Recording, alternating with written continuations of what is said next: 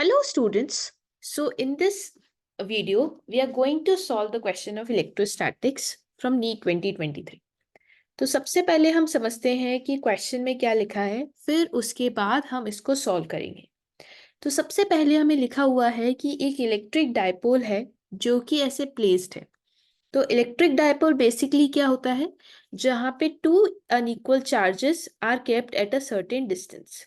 तो हमारे पास to unequal charges हैं, एक है प्लस क्यू चार्ज, एक है माइनस क्यू चार्ज, और ये दोनों चार्जेस कुछ डिस्टेंस पे रखे हुए हैं।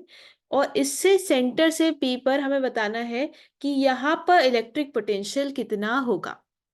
तो हमें इलेक्ट्रिक पोटेंशियल की वैल्यू बतानी है कि इस डायपोल के कारण से कितनी होगी। अगर एप्सिलॉन नॉट क्या है, हमारा permittivity of free space, and 1/4 epsilon not is equal to k. तो हमें ये इलेक्ट्रिक डायपोल गिवन है, इलेक्ट्रिक डायपोल के बीच का डिस्टेंस गिवन है। हमें अब बताना है कि पी पर पोटेंशियल कितना होगा। तो हम क्या कर सकते हैं कि हमें पता है कि एक चार्ज की वजह से जो इलेक्ट्रिक पोटेंशियल होता है, अगर हमारे पास एक चार्ज गिवन है, उसकी वजह से जो इलेक्ट्रिक पोटेंशियल होगा वो कितना होगा, के क्यू बाय आर के बराबर। तो एक चार्ज गिवन है, उसकी वजह से जो इलेक्ट्रिक पोटेंशियल होगा वो हमारा कितना होगा, के क्यू आर के इक्वल। तो अब अगर हमारे पास ये प्लस क्यू चार्ज है, तो सबसे पहले हम इस प्लस क्यू चार्ज के कारण से इलेक्ट्रिक पोटेंशियल लिखेंगे, और उसके आफ्टरवर्ड्स हम इस माइनस क्यू चार्ज की वजह से इलेक्ट्रिक पोटेंशियल लिखेंगे। सबसे पहले इस प्लस क्यू चार्ज की वजह से और उसके आफ्टरवर्ड्स माइनस क्यू चार्ज की वजह से, कि आखिर इनके वजह से इलेक्ट्रिक पोटेंशियल कितना होगा। तो अगर हम प्लस क्यू चार्ज की बात करें, तो प्लस क्यू चार्ज की वजह से जो इलेक्ट्रिक पोटेंशियल होगा वो कितना होगा, के क्यू बाय आर के इक्वल। तो प्लस क्यू चार्ज की वजह से इलेक्ट्रिक पोटेंशियल के क्यू बाय आर, उसके आफ्टरवर्ड्स माइनस क्यू चार्ज जो दे रखा है, माइनस क्यू चार्ज की वजह से इलेक्ट्रिक पोटेंशियल कितना हो जाएगा, k into minus q by r dash, जो कि है माइनस क्यू से डिस्टेंस पी तक का। और पहला था क्यू से डिस्टेंस पी तक का, और दूसरा है माइनस क्यू से डिस्टेंस पी तक का। तो अब के क्यू बाय आर लिखा, plus k into minus q upon r dash. अब हम यहाँ पर आर की वैल्यू, जो ये प्लस क्यू चार्ज है उससे जो पी का डिस्टेंस है वो कितना होगा, अगर सेंटर से 5 सेंटीमीटर है, सेंटर से क्यू का डिस्टेंस 3 है, तो क्यू का पी से डिस्टेंस कितना हो जाएगा, 2 के बराबर।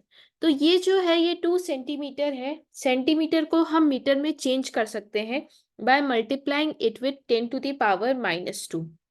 तो यहाँ पर हमने सेंटीमीटर को मीटर में चेंज किया by multiplying it with 10 to the power -2। फिर माइनस के क्यू लिख सकते हैं, और फिर यहाँ पर ये टोटल डिस्टेंस की, ये 3 सेंटीमीटर है, ये 5 सेंटीमीटर है, तो टोटल डिस्टेंस जो माइनस क्यू चार्ज की वजह से है वो कितना हो जाएगा, 8 के बराबर। तो माइनस क्यू चार्ज और पी में डिस्टेंस कितना है, 8 सेंटीमीटर। सेंटीमीटर को हम मीटर में चेंज कर सकते हैं, मल्टीप्लाई कर सकते हैं 10 टू द पावर -2 से। अब हम ओवरऑल इसको सॉल्व करेंगे, और यहां से हमारा जो है इलेक्ट्रिक पोटेंशियल आ जाएगा इन द वोल्ट, कि आखिर हमारा जो इलेक्ट्रिक पोटेंशियल है इन वोल्ट कितना है, that is equal to 3/8 k q into 10 to the power 2 volt.